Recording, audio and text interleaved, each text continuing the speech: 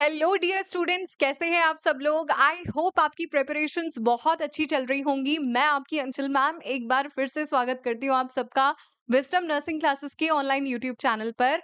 और यहाँ पर जैसे कि आप मेरे पीछे बैनर में देख सकते हैं, GIMS यानी कि government institute of medical sciences, जो आपका नोएडा में है। इसमें स्टाफ नर्स की 2026 की वैकेंसीज का जो नोटिफिकेशन है, या मैं कहूँ ऑफिशियल नोटिफिकेशन है, वो अब आउट हो चुका है। तो आज के इस वीडियो में हम काफ़ी सारी इन्फॉर्मेशन के बारे में बात करेंगे, जैसे कि यहाँ पर इस एग्ज़ाम के लिए क्या एजुकेशनल क्वालिफ़िकेशंस रहने वाली हैं, कितनी एज लिमिट होगी हर एक कैटेगरी वाइज़, प्लस एप्लीकेशन की फ़ीस कितनी है, इसके अलावा रिक्रूटमेंट का प्रोसेस क्या रहने वाला है, CBT होगा, इंटरव्यू होगा, फिज़िकल एग्ज़ामिनेशन होगा, क्या होगा, ये सारी बातें हम इसमें करेंगे। And most importantly number of vacancies की बात करेंगे, और इसके साथ साथ आपका सिलेबस क्या रहने वाला है, इसकी कंप्लीट डिटेल्स आज के इस वीडियो में हम डिस्कस करेंगे।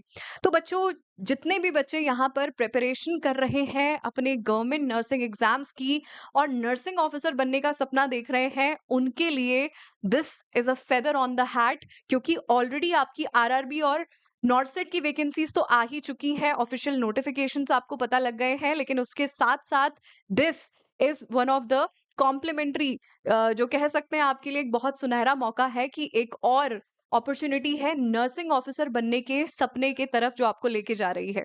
तो चलिए आगे बढ़ते हैं, बात करते हैं इसके बारे में। तो यहाँ पर अगर मैं आपसे डिटेल में डिस्कस करूं, तो सबसे पहले तो बच्चों let's talk about the vacancy की क्या रहने वाला है।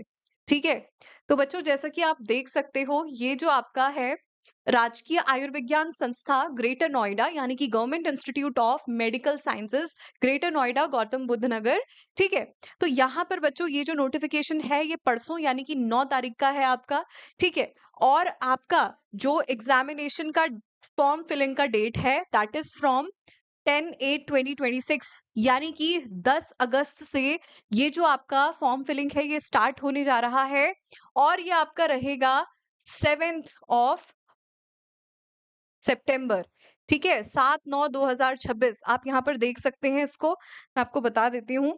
ठीक है,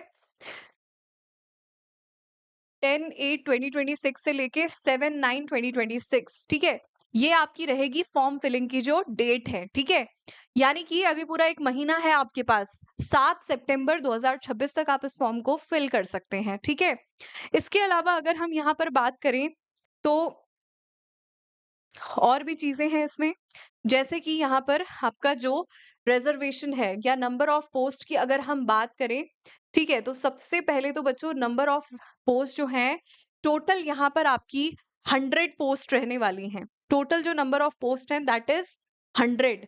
ठीक है, अब ये जो 100 पोस्ट हैं, इनका जो डिवीजन है, ये किस तरीके से हुआ है, जरा एक बार इस पे भी नजर डाल लेते हैं। ठीक है, तो यहाँ पर बच्चों हर एक कैटेगरी के लिए कुछ कुछ पोस्ट है आपकी। ठीक है, और टोटल नंबर ऑफ पोस्ट है हमारा 100। ठीक है, तो यहाँ पर वर्टिकल रिजर्वेशन भी है, और टोटल नंबर ऑफ पोस्ट जो है, दैट इज 100। ठीक है, जिसमें से UR यानी कि अनरिजर्व जनरल कैटेगरी की 40 पोस्ट हैं। इसके अलावा OBC की 27 पोस्ट है, शेड्यूल कास्ट के लिए 21 है, शेड्यूल ट्राइब के लिए 2 है, और इकोनॉमिकली वीकर सेक्शन यानी कि आपकी जो EWS कैटेगरी है, उसमें आपके 10 पोस्ट है। तो ऑल टोटल 100 वैकेंसीज है बच्चों। 100 वैकेंसीज कुछ कम नहीं होती हैं, बहुत एक अच्छा खासा नंबर है। ठीक है, तो यहाँ पर अगर आप इस एग्जाम के लिए प्रिपेयर करते हैं, या आप किसी भी एग्जाम के लिए प्रिपेयर कर रहे हैं, तो सिलेबस लगभग सेम ही रहता है, और हम बात करेंगे आगे सिलेबस के बारे में। ठीक है, इसके बाद अगर मैं यहाँ पर बात करूं, तो आपका जो कैडर है, पोस्ट है। ठीक है, इसमें देख लेते हैं एक बार। तो यहाँ पर बच्चों हॉरिजॉन्टल रिजर्वेशन यानी कि स्टाफ नर्स, ठीक है, कैटेगरी ऑफ हॉरिजॉन्टल रिजर्वेशन की अगर मैं बात करूं यहाँ पर, तो विमेन के लिए 20% परसेंटेज है। ठीक है, और नंबर ऑफ पोस्ट है 20। एक्स सर्विसमैन 5% है, नंबर ऑफ पोस्ट है 5। दिव्यांग यानी कि जो आपका अम, वैसे कैटेगरीज होते हैं, patient with benchmark disability, PWBD candidates होते हैं, उनके लिए यहाँ पर 4% का रिजर्वेशन है, यानी कि 4 सीट्स हैं। और डिपेंडेंट ऑफ फ्रीडम फाइटर यानी कि 2% जो है, उनके लिए 2 सीट्स हैं। ठीक है, इसके बाद अगर हम बात करें यहाँ पर तो आपका हॉरिजॉन्टल रिजर्वेशन भी है, ठीक है? यानी कि जितने भी लोग यूपीपीएससी यानी कि उत्तर प्रदेश पब्लिक सर्विसेज, ठीक है? या dependent of freedom fighters, ex serviceman, ये सारे अगर आप इस कैटेगरी में फॉल करते हैं तो आपके लिए भी हॉरिजॉन्टल रिजर्वेशन यहाँ पर रहेगा, ठीक है? मतलब कुछ रिलैक्सेशन आपको मिलेगा, ठीक है? इसके बाद अगर मैं यहाँ पर बात करूँ कि एजुकेशनल या एक्सपीरियंस क्वालिफिकेशन, तो बच्चों एजुकेशनल क्वालिफिकेशन के लिए सीधा-सीधा यहाँ पर आ जाते हैं, एक नज़र डालते हैं। तो सबसे पहले तो बच्चों मैंडेटरी जो है दैट इज़ बीएससी नर्सिंग आपने किया हुआ होना चाहिए। This is your BSc nursing 4 year course, जो कि आपका आईएनसी द्वारा मान्यता प्राप्त एक संस्थान से यानी कि आईएनसी से एक्रेडिटेड हॉस्पिटल से या फिर कॉलेज से, मतलब आपके कॉलेज के पास आईएनसी इंडियन नर्सिंग काउंसिल का एफिलिएशन होना चाहिए, ठीक है? इसके अलावा या तो आपने अगर जीएनएम किया है तो जीएनएम के बाद 2 साल का पोस्ट बेसिक डिप्लोमा हो सकता है, ठीक है? मतलब पोस्ट बेसिक बीएससी नर्सिंग अगर आपने करी होनी चाहिए जीएनएम के बाद, ठीक है? या तो फिर 4 साल का बीएससी नर्सिंग। और अगर आपने क्या किया है, डिप्लोमा किया है, तो इसमें आपका क्या है, diploma in general nursing midwifery from an Indian Nursing Council recognised institute board और काउंसिल। इसके अलावा यहाँ पर जिन भी लोगों ने मतलब जीएनएम किया हुआ है, उनके लिए ये एक वो है,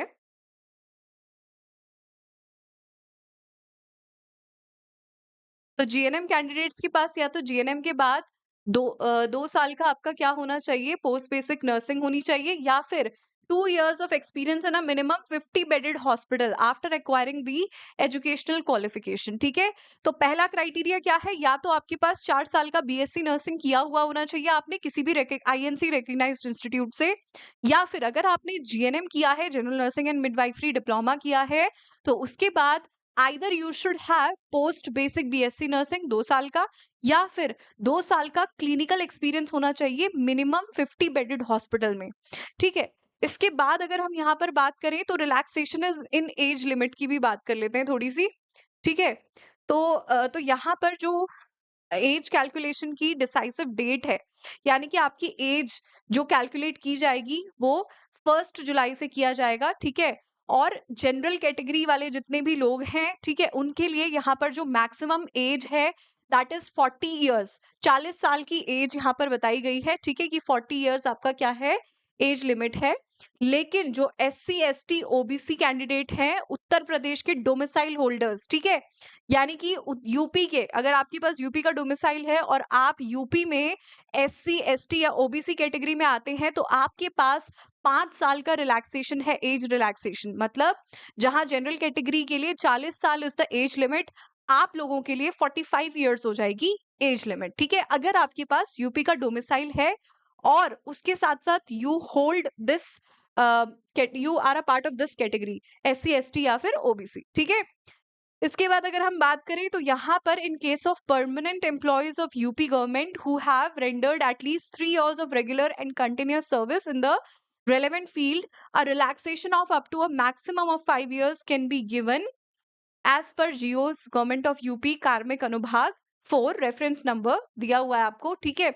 यानी कि अगर आपने किसी भी ऑलरेडी आप किसी भी यूपी के हॉस्पिटल में या कहीं पर भी सर्व कर रहे हैं यूपी गवर्नमेंट में, ठीक है? इन द रिक्वायर्ड फील्ड, मतलब नर्सिंग में ही है, स्टेट गवर्नमेंट में है या कहीं और एज अ स्टाफ नर्स या नर्सिंग ऑफिसर सर्व कर रहे हैं यूपी के अंदर, और आपने 3 साल की सर्विस पूरी कर ली है उस हॉस्पिटल में एज अ नर्सिंग ऑफिसर या फिर स्टाफ नर्स, तो आपके लिए भी 5 साल का रिलैक्सेशन है, ठीक है? मतलब यूपी गवर्नमेंट के अंडर अगर आप एज अ स्टाफ नर्स काम कर रहे हो और 3 साल की सर्विस पूरी कर दी है किसी और दूसरे हॉस्पिटल में, गवर्नमेंट हॉस्पिटल में जो यूपी गवर्नमेंट के अंडर आता है, तो वहां पर भी 3 साल की सर्विस पूरा हो चुकी है अगर आपकी, तो आपको 5 साल का रिलैक्सेशन मिलेगा। मतलब आपके लिए भी एज लिमिट 40 से बढ़ करके 45 हो जाएगी, ठीक है?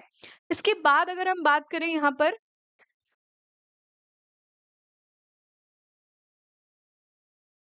तो जितने भी लोग यहाँ पर डिसेबिलिटीज वाले हैं, ठीक है? तो उनके लिए 15 इयर्स का मैक्सिमम एज लिमिट परमिसिबल है, रिलैक्सेशन है 15 साल का। यानी कि 40 साल तो आपकी क्या है, एज लिमिट है फॉर जनरल कैटेगरी। और अगर आप पेशेंट विद बेंचमार्क डिसेबिलिटी है और केपेबल है या सूटेबल है, क्राइटेरिया में फॉल करते हैं, क्वालिफिकेशन क्राइटेरिया आपके पास है, तो 15 साल का आपको क्या मिल रहा है, रिलैक्सेशन मिल रहा है। यानी कि 40 से बढ़कर के जो आपकी एज लिमिट है दैट विल बी 55, ठीक है। 15 इयर्स का रिलैक्सेशन दिया हुआ है। थोड़ा सुनने में अटपटा लग रहा होगा बट हाँ है, 15 इयर्स का रिलैक्सेशन है उन लोगों के लिए जो पेशेंट विद डिसेबिलिटीज हैं। फिर एक्स सर्विसमैन के लिए relaxation of 3 years in the maximum age limit with permissible with the condition that after deducting their total service period from their actual age, ठीक है। तो यहाँ पर आपने जितने साल भी सर्व किए हैं, अगर आप एक्स सर्विसमैन हैं मतलब एमएनएस से रिटायर्ड है, मिलिट्री नर्सिंग सर्विसेज से सपोज, ठीक है, तो आपने जितने साल भी आर्मी में सर्व किया है, आपकी एज से उतने साल डिडक्ट होके और फिर 3 साल का रिलैक्सेशन आपको मिलेगा। फॉर एग्जाम्पल मेरी एज सपोज 40 साल है, ठीक है, और मैंने रिटायरमेंट ले लिया है एमएनएस से, मैंने सर्व किया 10 साल, ठीक है। तो अगर मैंने 10 साल सर्व किया है तो वो जो एज है वो मतलब मेरे मेरे उससे क्या हो जाएगी, डिड्यूस हो जाएगी। मतलब वो 10 साल की सर्विस को हटा के उसके बाद वो मुझे 3 साल का रिलैक्सेशन देंगे, ठीक है। चलिए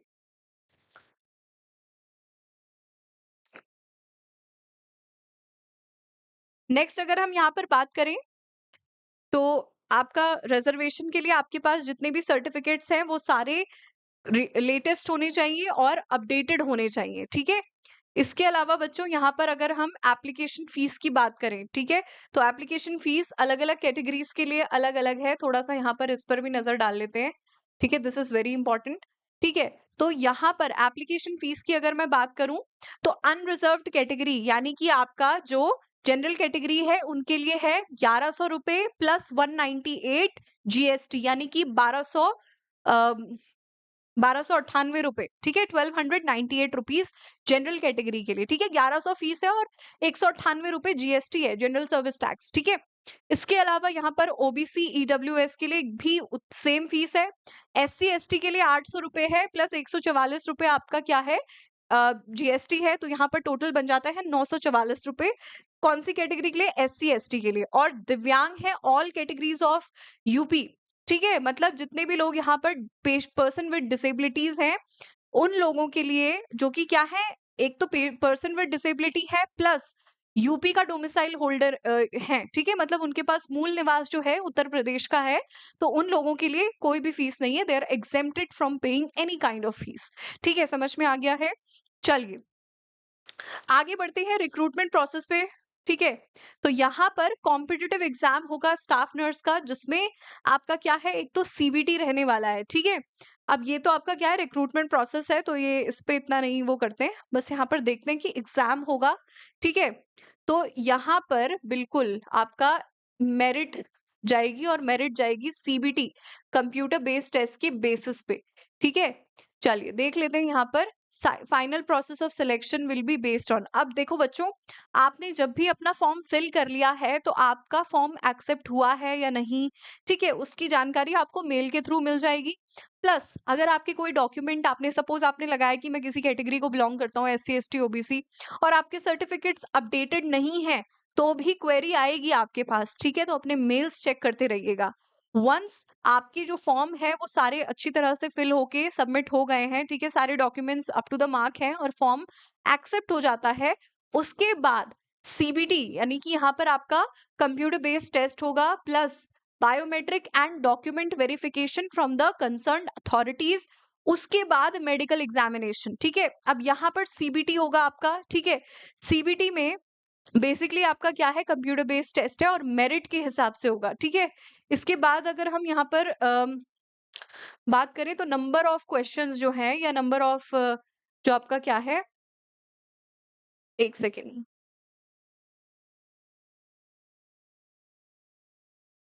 ठीक है। तो यहाँ पर आपके 100 क्वेश्चंस होंगे जिसमें आपका 80% will be based on theoretical knowledge and 20% on the practical knowledge, ठीक है। और उसके बाद नेगेटिव मार्किंग, ठीक है, there is a provision for negative marking, मतलब आपका 1/4 एक चौथाई नेगेटिव मार्किंग है, अगर आप 4 क्वेश्चन गलत करते हैं तो 1 नंबर कटेगा आपका, ठीक है। फिर settle of tie in case of equal marks, अगर 2 कैंडिडेट्स का सेम मार्क्स है, ठीक है? मतलब सपोज़ एक कैंडिडेट है उसके भी 90 मार्क्स हैं और आपकी भी 90 मार्क्स हैं, तो जो एज में बड़ा होगा उसको वो सीट दे दी जाएगी, ठीक है? सपोज़ किसी की दोनों की बर्थ डेट क्या है?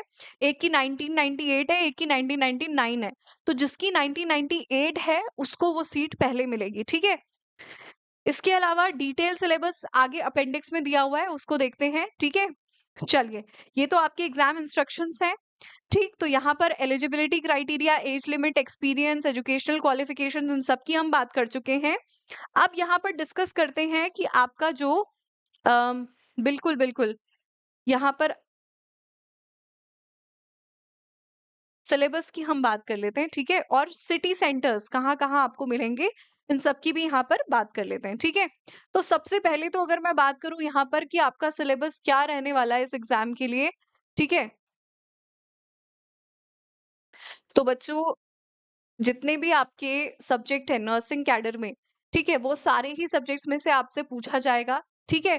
तो यहाँ पर सेक्शन ए क्या है आपका 60 क्वेश्चंस, सेक्शन बी है 25 क्वेश्चंस और सेक्शन सी है 15 क्वेश्चंस। तो मैंने आपसे कह दिया था कि भैया 100 मार्क्स का ये आपका जो पेपर है ये रहने वाला है और जो क्वेश्चंस का डिवीजन है वो कुछ इस तरीके से किया गया है कि सेक्शन ए में आपके कितने हैं 60 क्वेश्चंस हैं जिसमें आपका आएगा सबसे ऊपर ही लिखा हुआ है, देखो भाई, मेंटल हेल्थ नर्सिंग, ठीक है? तो जितने भी लोग पढ़ नहीं रहे हैं ना, प्लीज़ पढ़ लो, ठीक है? देख लो भई, मैं खुद हैरान हूँ क्योंकि यूजुअली मेंटल हेल्थ को इतनी प्रेफ़रेंस नहीं देते हैं।